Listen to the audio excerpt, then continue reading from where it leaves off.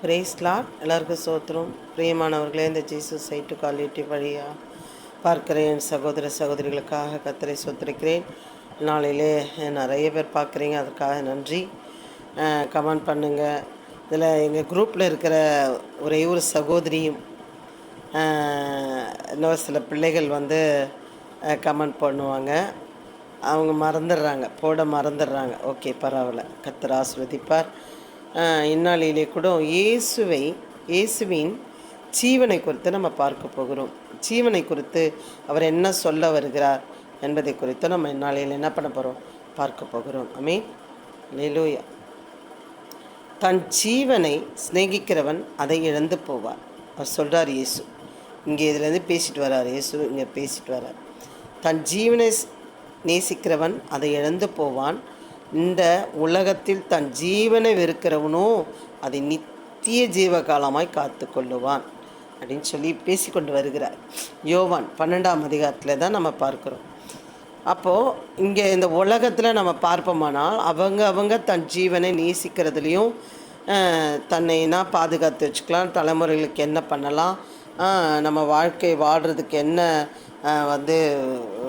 சேர்த்து வைக்கலாம், எதிர்காலத்துக்கு நமக்கு என்ன தேவை என்பதெல்லாம் அவங்க முன்குறித்தே என்ன பண்ணிகிட்ருக்காங்க, செய்து கொண்டு இருக்கிறார்கள். நம்ம எல்லாருமே அப்படி தான். நம்ம பிள்ளைகளுக்கு என்ன பண்ணலாம், படித்தா எதிர்காலத்துக்கு நல்லாயிருக்கும், பணம் சொத்து சேர்த்து வச்சா நம்ம பிள்ளைகளுக்கு உதவும், இப்படி ஏகப்பட்ட காரியம் நம்ம சிந்தையில் என்ன பண்ணோம் இருக்கோம்.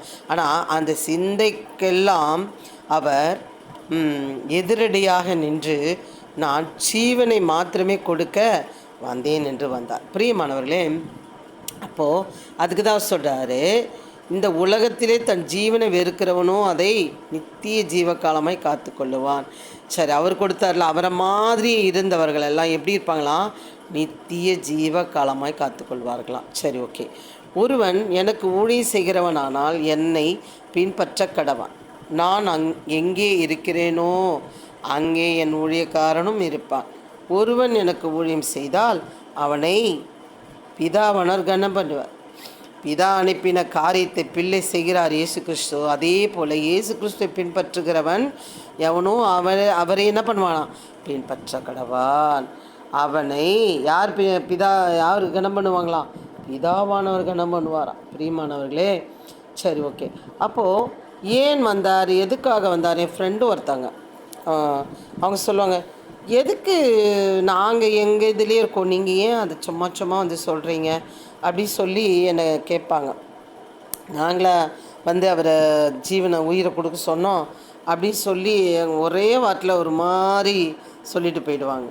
ஆனால் அவர் ஏன் வந்தார், எதுக்கு வந்தார் என்று அறியாததுனால அவங்க என்ன பண்ணிட்டாங்க, சொல்லிட்டு போயிட்டாங்க. ஆனால் அவர் பாருங்கள், அவர் எப்படி சொல்கிறது, 100% அவர் கடவுளாக இருந்தார், 100% மனிதனாக இருந்தார். அப்போது ஊழியம் செய்தால் அவனை பிதாவானவர் கனம் பண்ணுவார். அவர் செய்ய வந்த கடமைக்காக அவர் என்ன பண்ணார், தன் ஜீவனை தந்தார். இப்பொழுது என் ஆத்மா கலங்குகிறது, நான் என்ன செய்வேன், என்ன சொல்லுவேன்? பிதாவே, இந்த வேலை நின்று என்னை ரட்சியும் என்று சொல்லுவானோ? ஆகிலும் இதற்காக இந்த வேலைக்குள் வந்தேன். பிரியமானவர்களே, நம்ம எப்படி சொல்கிறது, ஒரு ஆப்ரேஷன் தேட்டருக்குள்ளே போனால் கூட நமக்கு என்ன பண்ணோன்னா ஒரு பயம் இருக்கும். ஐயோ, நம்ம பத்திரமா வெளியே வருவோமோ வரமாட்டோமோ, பலவிதமான காரியங்களே சிந்தையிலே. ஆனால் இவர் இதற்காகவே இந்த வேலைக்குள் வந்தேன் என்றார். என்னன்னா, நான் என் ஜீவனை கொடுக்கவே வந்தேன்ப்பா, ஜீவனை கொடுக்கவே வந்தேன். ஆனால் அவர் எவ்வளோ 100% கடவுளாக இருந்தாரோ அதே 100% அவர் மனிதனாக இருந்தார். அப்பொழுது என் ஆத்துமா கலங்குகிறது, நான் என்ன சொல்லுவேன்? பிதாவே, இந்த வேலையை நின்று என்னை ரட்சி காப்பாற்றுப்பா, என்ன சொல்லுவேன், என்ன சொல்லுவான், நான் ரட்சியும் என்று சொல்லுவேனோ? ஆகிலும் இதற்காகவே இந்த வேலைக்குள் வந்தேன். இந்த வார்த்தை ரொம்ப பயங்கர டச்சிங்காக இருந்துச்சு. நான் ஜீவனை கொடுக்கவே நான் வந்தேன்ப்பா அப்படின்னு சொல்கிறேன். எனக்கு கலங்குது. எப்படி இருக்குமோ, புறஜாதியெல்லாம் அடிப்பான், காரி துப்புவான், தலை மயிரை பிடிச்சி இழுப்பான், துணியை கிழிப்பான், கன்னத்தில் அரைவான், சிலுவை சுமக்க சொல்லுவான், 2 கைகளையும் 2 கால்களையும் ஆணி அடிக்க கொடுக்கணும். முள்கிரீடம் சூட்ட தலையை கொடுக்கணும். ஈட்டி குத்தும்படி விழாவை கொடுக்கணுமே. பலவிதமான சிந்தைக்குள் அவர் போகிறார். ஆகிலும் இதற்காகவே இந்த வேலைக்குள் வந்தேன். நீங்கள் ஊரே ஒரு ஆளை சொல்லுங்கள், என் குடும்பத்துக்காக, இந்த தேசத்துக்காக, இந்த உலகத்துக்காக ஒருத்தன் இதே போல் தன்னை ஒப்பு கொடுத்தான்னு சொல்லுங்கள். அப்படி ஆள் எதனா இருந்தால் கமெண்டில் போடுங்க, நான் பார்த்து தெரிஞ்சுக்கிறேன். பிரியமானவர்களே, அவர் சொல்கிற இதற்காகவே ஆகிலும் இதற்காக இந்த வேலைக்குள் வந்தேன். தன் ஜீவனை கொடுக்கவே வந்தேன். நான் என் ஜீவனை பற்றி கவலை இல்லை. நான் காத்து கொள்ள வரவில்லை. நான் இந்த உலகத்து ஜீவனை வெறுக்கிறவனாகவே நான் வந்தேன் அப்படின்னு சொல்கிறார். பிதாவே, உமது நாமத்தை மகிமைப்படுத்தும் என்றார். அப்பொழுது மகிமைப்படுத்தினேன், இன்னும் மகிமைப்படுத்துவேன் என்கிற சத்தம் வானத்திலிருந்து உண்டாயிற்று. அவர் பிதாவை நோக்கி என்ன பண்ணிட்டார்? கூப்பிட ஆரம்பித்து விட்டார்.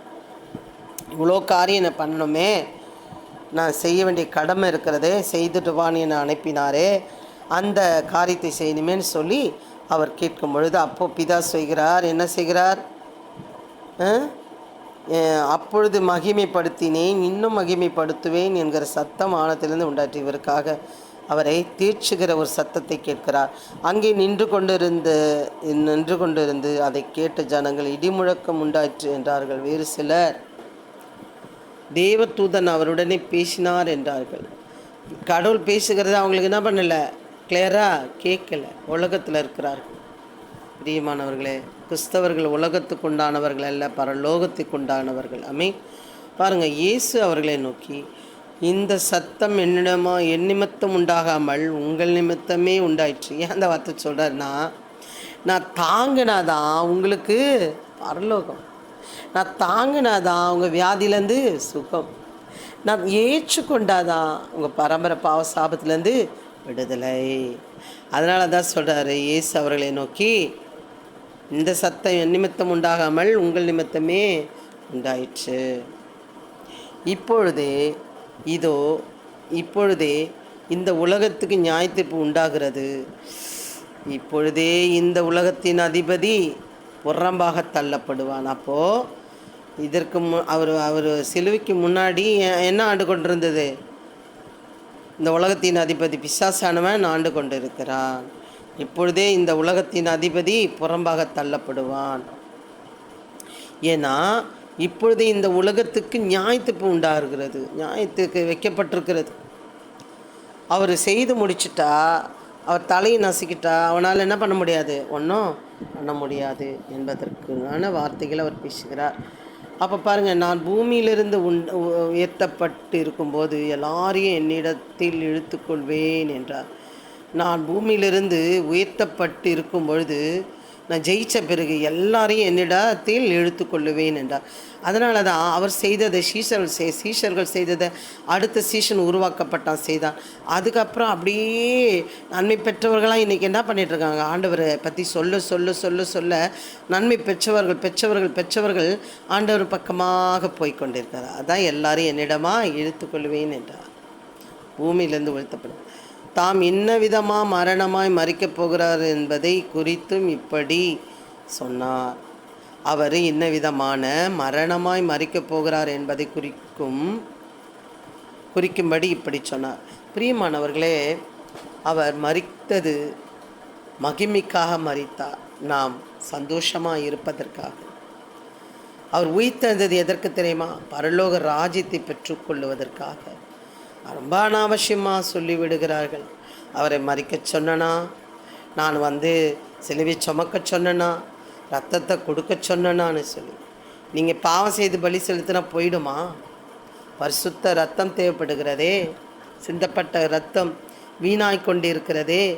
அநேக ஜனங்கள் அறியாமல் மறித்து கொண்டிருக்கிறார்களே. ஏன்? தெரியாததுனால. அவர் இதற்காகவே வந்தாருங்க. இதற்காக இந்த வேலைக்குள் வந்தேன். நம்ம ஏதோ ஒரு நன்மை பெற்றுக்கொள்ள ஒரு ஆப்ரேஷன் தேட்டருக்குள்ளே போகிறோம். ஏதோ ஒரு நன்மை பெற்றுக்கொள்ள, ஏதோ ஒன்று செய்து கொள்ள நம்ம எக்ஸ்ரே ஸ்கேன் எடுக்க போகிறோம். ஆனால் ஒருத்தன் ஜீவனை கொடுக்கவே இதற்காகவே இந்த வேலைக்குள் வந்தார். சிலுவை சுமக்க வந்தார், ஜீவனை தர வந்தார். ஏன் தெரியுமா? பரலோக ராஜ்யத்தை உமக்கு அவர் வழியாக தான் தர முடியும் என்பதற்காக வந்தார். அறிந்து கொள்ளுங்கள், இயேசு எவ்வளோ தியாகம் பண்ணி இருக்கிறார் என்று தெரிந்து கொள்ளுங்கள். கர்த்தர் உங்களை ஆசீர்வதிப்பாராக. ஆமென். God bless you. ஆமென். அல்லேலூயா.